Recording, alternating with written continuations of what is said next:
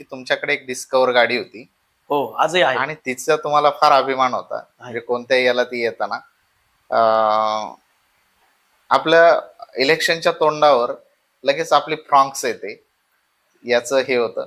तर लोकांना प्रश्न पडतो की डिस्कवर टू फ्रॉन्क्स हा एवढा पटकनचा प्रवास कसा झाला? सर सांगतो ना, डिस्कवर म्हणजे त्या गाडीवरती मी लोकांच्या मनात प्रश्न आहे हा, मी म्हणजे सांगतो. इलेक्शन झालं आणि लगेच हा हा फ्रॉन्क्स. हा मग हाच प्रश्न बाकीच्या राजकारण्याला तुम्ही विचारा ना.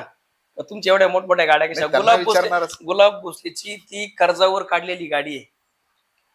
कर्जावर काढलेली ती काय अशी डायरेक्ट रोख पैसे दिले आणि गाडी घेऊन आलो असं नाही काही.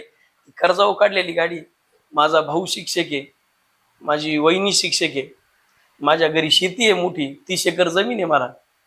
मग साधी मी गाडी घेऊ शकत नाही का एवढ्या नाही याच्यात? नाही नाही, त्याचा टायमिंग नाही नाही नाही नाही गाडी घेऊन मला सर आता गाडी घ्यायला नाही, तुम्ही फ्रॉन्क्स काय, तुम्ही फॉर्च्युनर घेऊ शकता, गाडी तो घेऊन विषय 3 नाही. वर्ष झाले मला. मला गाडीचा टायमिंग सांगायचा आहे तुम्हाला. नाही नाही सर, माझा डिस्कवर गाडी माझी दिवसाला माझं जवळजवळ रोजचं माझं कमीत कमी 150 पावणे 200 किलोमीटर मी रोजचा फिरतो त्या गाडीवरती. एवढा फिरायचो मी. एका दिवसाला 15 लग्न ऍडजस्ट करतो त्या गाडीवरती करायचो, किती लांब असो. सकाळी दिवस उगल्यापासून तर संध्याकाळी रात्री 12 वाजेपर्यंत मी वरातीपर्यंत ज्या लग्नाला मला जाता आलं नाही त्या लग्नाच्या वरातीपर्यंत मी ऍडजस्ट करतो.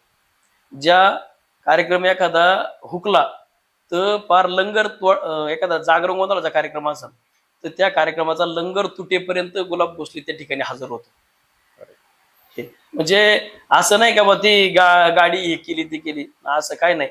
त्या ठिकाणी आपण काही शेतकरी आहेत ना, आपले कांद्याचे बटाट्याचे पैसे होतात. मी कोणता हे नाही मोठा काय म्हणतो ना